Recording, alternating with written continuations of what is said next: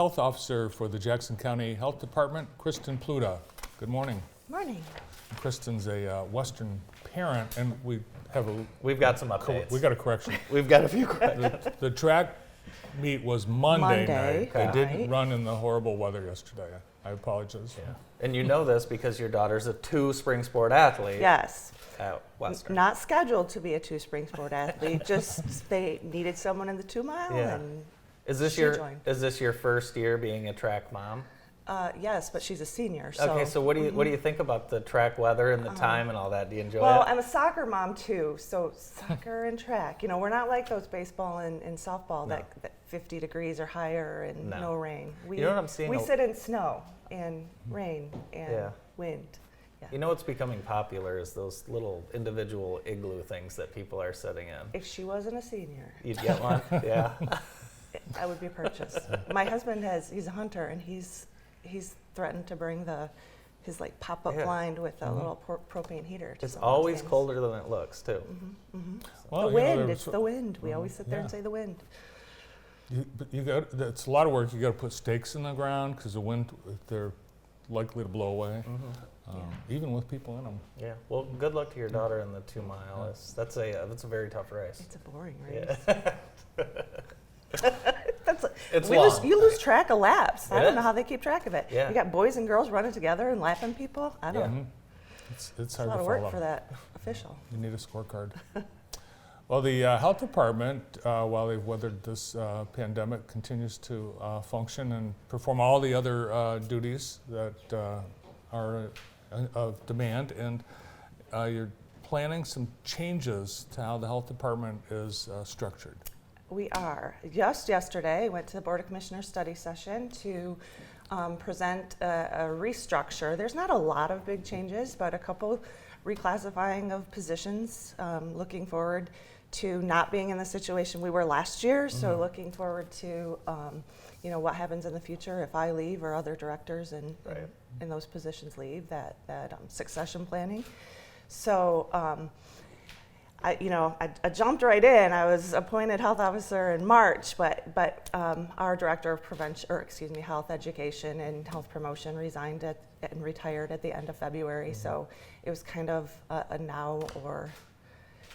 There's no need to go out and recruit that new position to then change it in 6 months. So. Yeah, so you kind of jumped in the heat of everything and are able to kind of move out of this pandemic phase a little bit and get back to focusing on some of these other things in our And that's community. the idea too. I came in August as the deputy health officer, and one of the things that is not even in just the health department, but there is a definitive line for a lot of business in before the pandemic, before March of 2020, and after, and what that business and what jobs and what responsibilities and things look like. So even more noticeable in the health department as we resume activities, and public health is in the spotlight now, and we're some funding is coming, and how do we best use that and maximize efficiencies. So the goal is to promote 2 of our director positions to deputy positions. They'll still have the director responsibilities, but hopefully put a little more collaboration in the bigger picture of overall health department functions. So. And there's a possibility of adding another health educator for opioid and marijuana. Yes. Talk a little bit about that. Yes.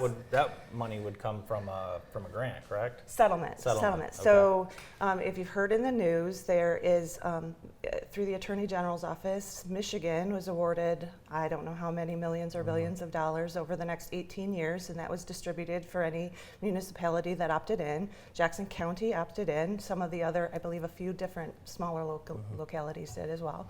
But Jackson opted in, and as the county, we get $108,000. It's estimated 108. The final numbers I don't believe are worked out, but estimated to get 108,000 for the next 18 years. So, that's a good chunk of funding. We can and sustainable for we can offer someone instead of saying, hey, we got a grant for 1 year for you. But we can so that we've kind of looked at the best way to do that, where it best fit in the department, and how we could use that 108,000 to impact the whole community. So our because so much of the work the health department does is going out to community and collaborations with other groups, we kind of thought the best they have some guidelines that we have to follow as well, but that we could use the health educator. It'll fund a health educator we can work in the jails, we can work in the schools, we can work, all around the community. Yeah, I think that's important for sure. So 2 directors are being promoted to deputy director. It doesn't sound like a promotion. Director to deputy? Oh, yeah. Yeah. Oh, yeah. Okay. So when you get another word in your title, that's a promotion, right, Kristin?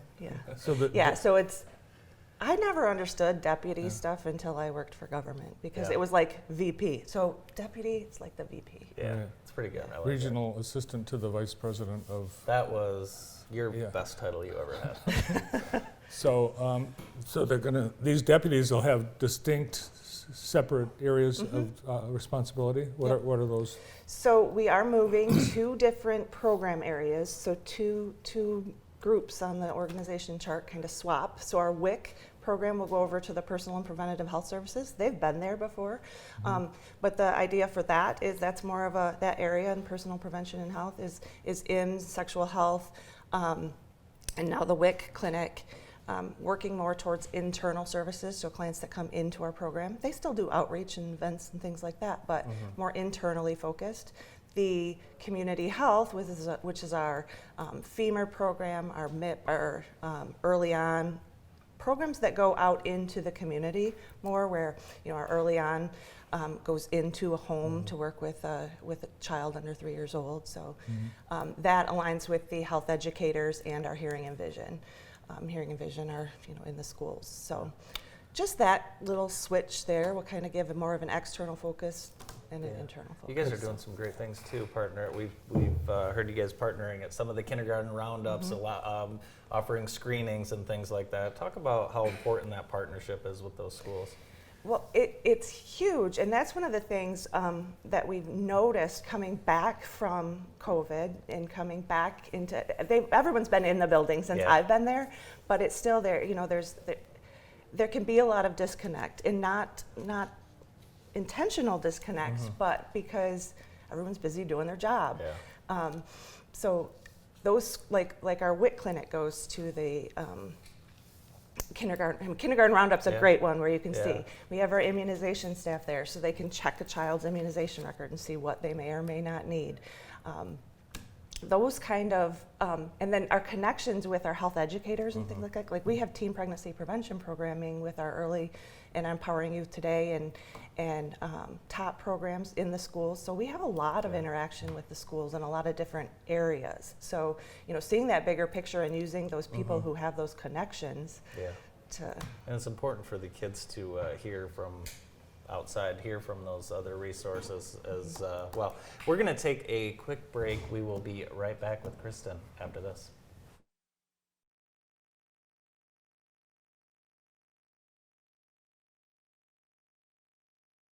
Well, having found an interest in wine, I quickly discovered that there wasn't really a lot of choices for good quality wine in Jackson, so if I wanted it done right, I had to do it myself.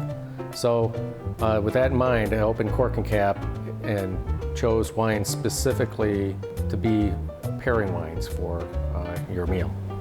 We have wines in every price range from $5.99 to $599 if you wanted to go that way, but you don't need to. There's great wine. Most of the wine we sell is in the $10 to $15 bottle range, and it works great with a variety of food. I guess over the years I've learned a lot about wine, and I love to share it. And could probably tell you a story about just about every bottle of wine we have here in the store. Thank you for supporting Jackson's local fine wine retailer, homebrewing, and winemaking supply store. Mauer's Sunshine Car Wash is proud to be a professional and fast service in the Jackson area. You can relax and let our friendly staff clean your vehicle to a shine. Open Monday through Saturday, 7:30 to 6:30, Sunday 9 to 5. Or use one of our many self-serve bays, great for all vehicles, car, truck, or bikes. Try our other locations. Brooklyn Auto Wash in Brooklyn, Center Wash on Page Ave, keeping your vehicle clean for over 25 years. Mauer's Sunshine Car Wash on Ann Arbor Road. Smart here at Eminati's Frosty Boy. Are you hungry for a deal? Coney Dogs just $3.99 over here. Doesn't make it full enough? Have an ice cream over here for $5.99. Want something more sporty? Get A flurry over here for $8.99. Better hurry up. Those prices are flying off the lot. Smart, you can't sell ice cream for those prices. It's too much. You can't do it. It's too much. Eminati's Frosty Boy. We want to sell lots of dough. Cookie dough! Witness the difference at Jackson Catholic Schools with a guided informational tour for you and your child. Learn firsthand about our schools, programs, and curriculum. Enrollment for the 2022-2023 school year is now open. Find out for yourself what makes Jackson Catholic Schools special and witness the difference.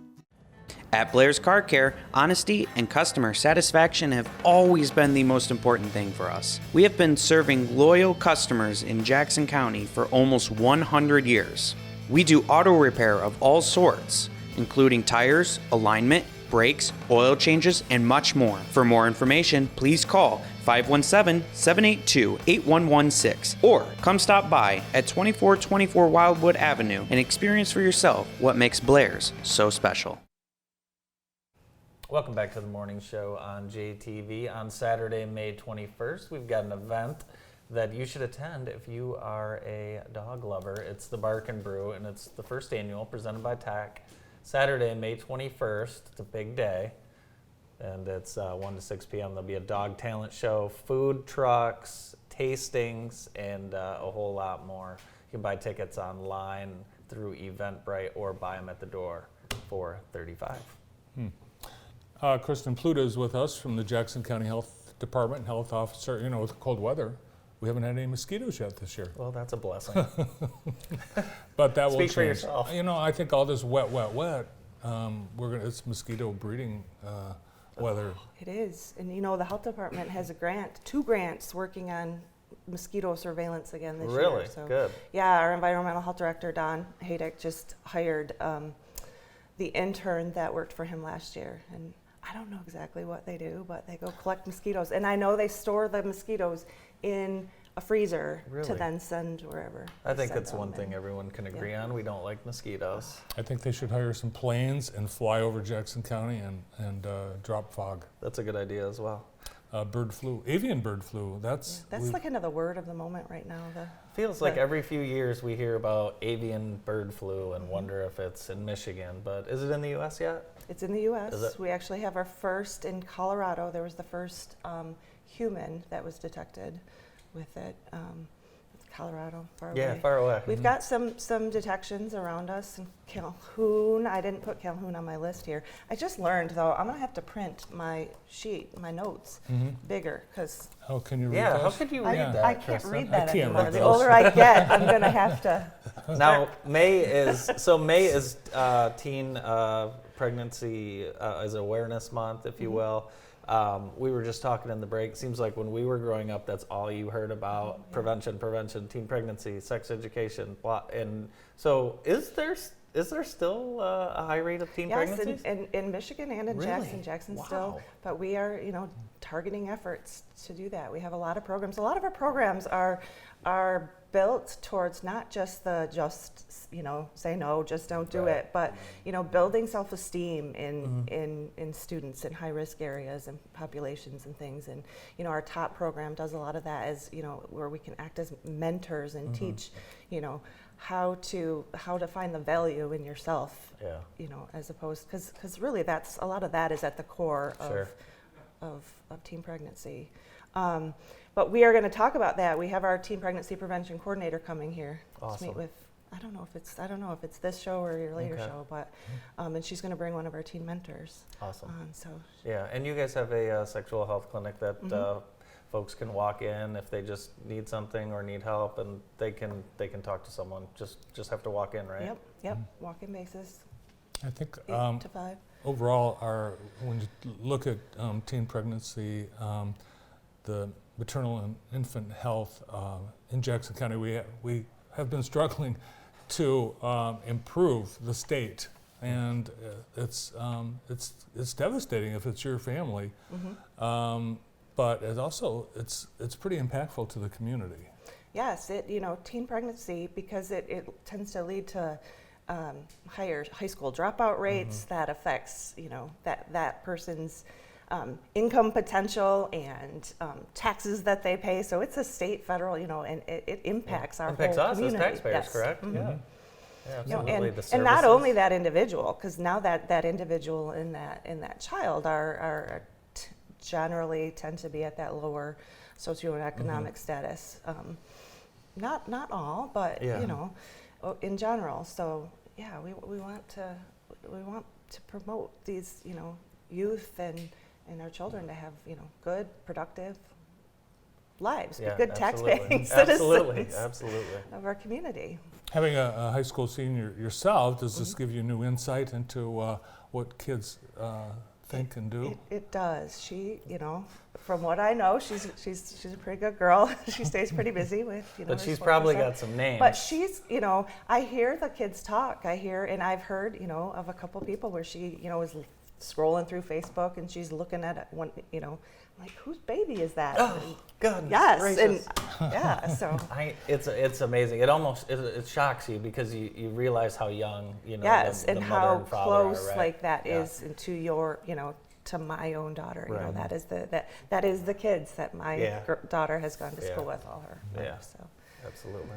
Well, we want to thank you for being here with us, and I want to wish you luck as you brave the spring sports weather watching your daughter. I am hoping. My back of my car right now. I'm not going to tell you what kind of car I drove because I heard your story this morning about driving. It behind wasn't a you. Subaru. No, it wasn't you. I don't think it was you. It It couldn't have wasn't been. me, No. but I laughed. But it is full of blankets and chairs and blankets and hand warmer things, and I'm so ready to get rid of it. I know. but We are I too. can't. Soon enough. Thanks, Kristin, Yeah. for joining us this morning. Thank you for having me. Kristin Pluta from the Jackson County Health Department. Rebecca Armstrong is next, and we'll be talking about the Al Glick Youth Football Camp.